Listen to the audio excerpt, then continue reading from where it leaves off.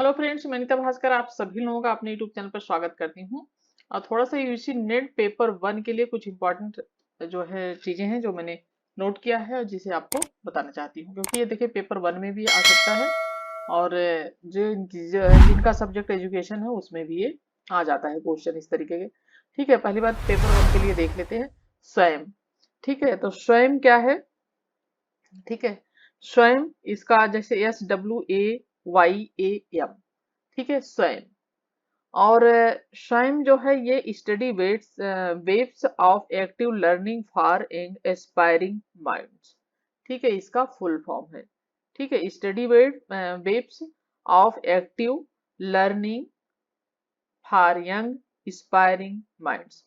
ठीक है, और एक बार इसे जरूर लिख लीजिएगा क्योंकि ये पूछ लेता है जरूर से, हर बार ये एग्जाम में क्वेश्चन आता है। ठीक है, इससे संबंधित। और जो है ये है। तो ये क्या है इसके बारे में देखते हैं। तो भारत सरकार द्वारा आरंभ किया गया कार्यक्रम है और एकीकृत एक तरीके से ये मंच है जो कि 9वीं से लेके 12वीं तक। ठीक है, 9वीं से 12वीं तक के बच्चों के लिए ये जो है से लेकर स्नातकोत्तर तक ऑनलाइन पाठ्यक्रम प्रदान करता है। ठीक है, तो जिसे भारत सरकार द्वारा आरंभ किया गया कार्यक्रम है, जिसे शिक्षा नीति के आधारभूत सिद्धांतों, पहुंच, निष्पक्षता तथा गुणवत्ता को प्राप्त करने के उद्देश्य से तैयार किया गया है। और इसका उद्देश्य वंचित सभी सहित सभी को श्रेष्ठ शिक्षण अधिगम साधन उपलब्ध कराना है। इसमें वीडियो व्याख्यान आ जाते हैं, विशेष रूप से तैयार की गई अध्ययन सामग्री है जो कि डाउनलोड की जा सकती है। और परीक्षा तथा प्रश्नोत्तरी के माध्यम से स्वमूलक परीक्षा शंकाओं के समाधान के लिए ऑनलाइन विचार विमर्श भी होता है। और मानव संसाधन विकास मंत्रालय तथा अखिल भारतीय तकनीकी शिक्षा परिषद द्वारा स्वदेश में माइक्रोसॉफ्ट की सहायता से ये स्वनिर्मित निर्मित किया गया है। ठीक है, स्वयं प्रभा शिक्षण। ठीक है, तो स्वयं प्रभा जो शिक्षण है ये क्या है, क्योंकि इससे संबंधित जरूर पूछ लेता है। ठीक है, और एक बार और उसका नाम बता दें, स्वयं का study waves of active learning for young aspiring minds. और अगर आप नहीं इससे लिख पा रहे हैं तो आप जरूर एक बार लिख लीजिएगा, देख के गूगल पे चेक करके। ठीक है, और इसके बाद देखिए स्वयं प्रभा। तो स्वयं प्रभा 32 डीडीएच चैनलों का एक समूह है जो कि GSAT 15 उपग्रह का प्रयोग करके 24x7 आधार पर उच्च गुणवत्ता वाले शैक्षिक कार्यक्रमों के प्रसारण के लिए ये समर्पित है। फिर है मूक्स। ठीक है, स्वयं प्रभा, मूक्स और स्वयं, ये बहुत इंपॉर्टेंट है और बार बार पूछा जाता है। ठीक है, देखिए मूक्स क्या है? Massive online courses. ठीक है, ये है वैसे ऑनलाइन ओपन कोर्सेज। तो मुक्त विश्वविद्यालय स्तर के ऑनलाइन पाठ्यक्रम है जो सामान्य लोगों के लिए खुले हुए हैं। मुफ्त ऑनलाइन पाठ्यक्रम प्रदान करके शिक्षा की दुनिया को ये बदल रहे हैं। और ओपन ऑनलाइन कोर्स की सहायता से लोगों को अपने अकादमिक विकास के लिए बड़े वेब लेक्चर, ऑनलाइन मटेरियल और यहाँ तक कि ऑनलाइन फोरम की भी सुविधा मिलती है। ठीक है, अब हम आ जाते हैं थोड़े से और महत्वपूर्ण पॉइंट जो कि एग्जाम में आपके आएंगे और आ सकते हैं।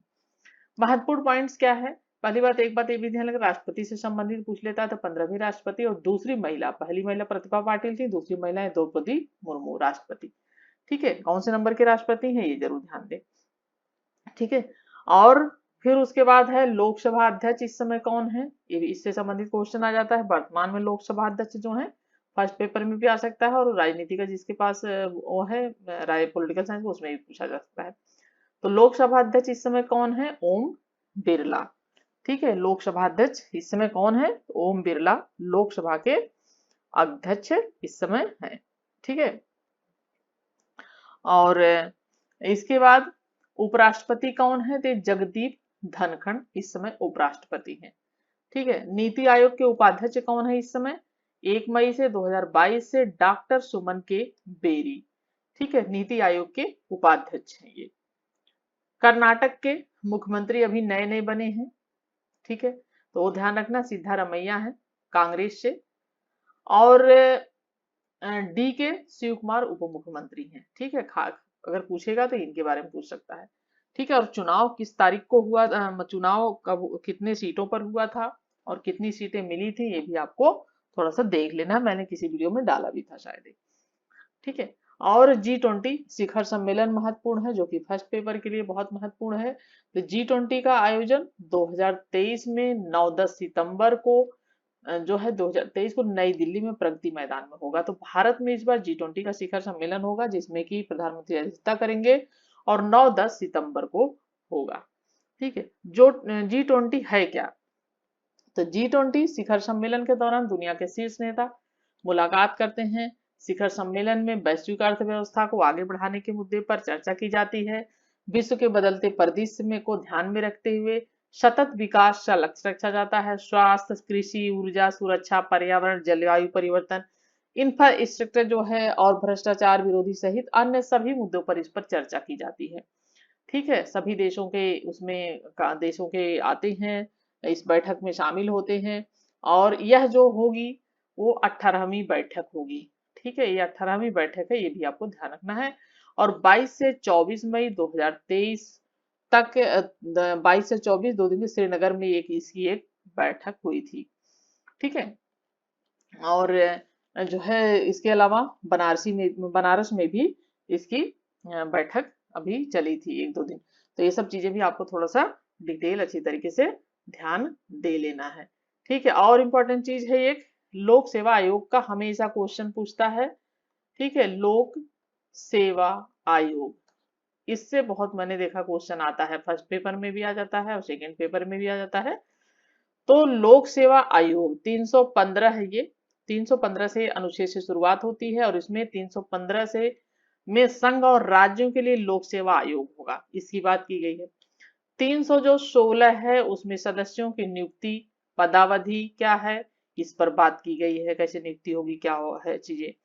उसके बाद 317 में क्या है, इसमें लोक सेवा आयोग के किसी सदस्य को हटाया जाने से संबंधित है, निलंबित करने से संबंधित है। ठीक है। 318 अनुच्छेद जो है, ठीक है, 315 से आपको ये 323 तक है लोक सेवा आयोग से संबंधित। ठीक है।